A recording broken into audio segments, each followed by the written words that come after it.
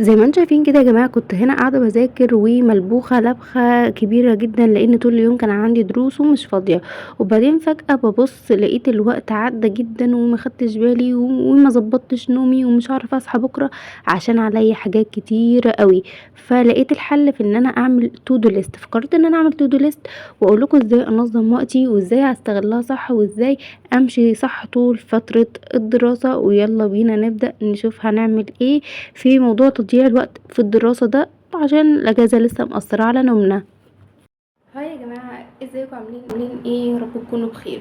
زي ما انتوا شايفين انا كنت بذاكر من شوية ولقيت الوقت اتأخر، فقلت انا هلحق انام امتى وهقوم بكرة امتى للدروس والكلام ده كله. فقررت ان انا اعمل فيديو معاكم ان انا انظم وقتي في الدراسة. قعدت ابحث، قعدت ادور، لقيت الحل في ان انا اعمل تو دو ليست، او ان انا اكتب كل الافكار اللي في دماغي على الورق. ازاي؟ كل الحاجات دي هنشرحها النهارده في الفيديو. اول حاجه عشان اعرف انا ورايا ايه في اليوم، اول لما اقوم من النوم لازم اعمل التو دو ليست بتاعتي. لازم اعمل التو دو ليست، احط كل الحاجات اللي ورايا في دماغي، الحاجات اللي ورايا النهارده في يومي، الحاجات اللي في دماغي، الحاجات اللي انا عايزه اعملها كلها على الورق، او اعملها كلها في التو دو ليست. دي حاجه هتساعدني جدا. طيب انا عملت كل حاجه، ابتدي انفذ المهمات واحده واحده. مش شرط ان انا اعمل مهمات عملاقه كبيره جدا، لا، انا هبدا انفذ المهمات واحده واحده، ومهمات بسيطه ان انا اقدر اعملها في اليوم عشان ما احسش بضعف ان انا ما حققتش حاجه. انا واحده في الدراسه، بحاول ان انا انظم وقتي. انا جيت من الدروس اعمل ايه؟ هقول لكم دلوقتي تعملوا ايه لما تيجوا من الدروس. اول حاجه علشان انتوا تيجوا من الدروس وتكونوا قادرين تنظموا وقتكم وتفهموا وتذاكروا كويس، لازم اول ما تيجوا من الدروس تراجعوا اللي انتوا خدتوه او تذاكروا اللي انتوا خدتوه. مش شرط ان انتوا تذاكروه مذاكره جامده، بس على الاقل قراءه عشان تبقوا ثبتوا المعلومه اللي في دماغكم، عشان لما تيجوا تذاكروه بعد كده يكون كل حاجه ثبتت في دماغكم. حاجه معايا. تاني حاجه معايا هو نبعد عن المشتتات. اهم حاجه نبعد عن المشتتات زي الموبايل، اي حاجه بتاخد من وقتنا نبعد عنها عشان نقدر ان احنا ننظم وقتنا في الدراسه ونشوف كل حاجه ورانا ونمشي واحده واحده وبالراحه. يبقى لازم نبعد عن المشتتات، او لازم نبعد بمعنى اصح عن الموبايل، لان الموبايل بياخد مننا وقت كبير جدا جدا جدا، وانا عارفه ده ومجربه ده. فلازم نبعد او نحاول ان احنا نبعد، او على الاقل نقفله او نحطه في مكان بعيد عما نخلص الحاجه اللي ورانا.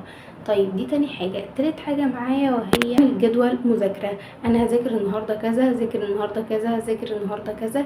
اعمل الحاجات اللي ورايا ونبدا بالمواد اللي هي يعني التقيله حبتين، علشان بيكون عندنا باور في الاول كده ان احنا هنقدر نخلص كل حاجه. فاحنا بيكون عندنا باور، فبالتالي لما نحط المواد اللي هي تقيله علينا شويه هنخلصها بسرعه وهننجزها بسرعه، لان الباور عندنا بيكون عالي قوي اول لما نبدا مذاكره. جدول المذاكره بيختلف من شخص لشخص وعلى حسب يومك وعلى حسب دروسك. انا مثلا بنحط في الايام اللي ما فيهاش دروس كتير بنحط فيها المواد التقيله، انما المواد الخفيفه بنحطها في الايام اللي بتبقى مليانه ضغط، مليانه دروس، مليانه مشاوير، فبنحط المواد الخفيفه السهله بالنسبه لنا.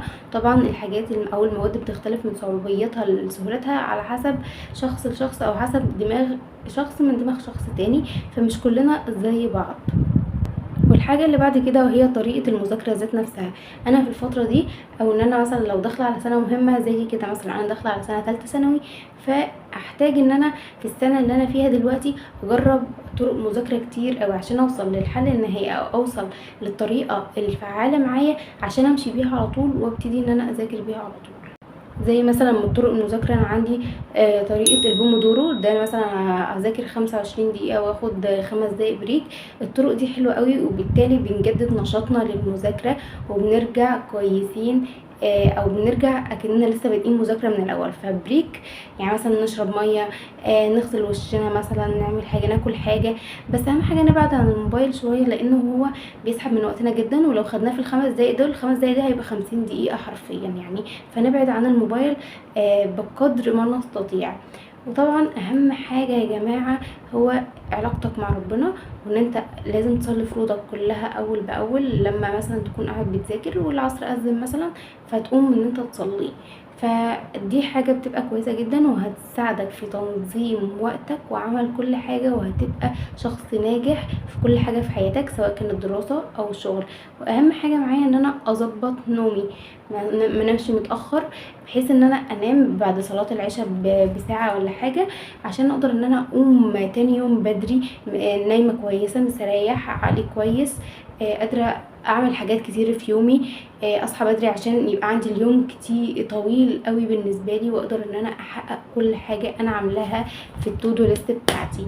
بس كده يا جماعة يكون فيديو النهاردة خلص، ولو عجبكم الفيديو متنسوش تعملوا لايك واشتراك في القناة اول مرة تشوفوني، وسلام.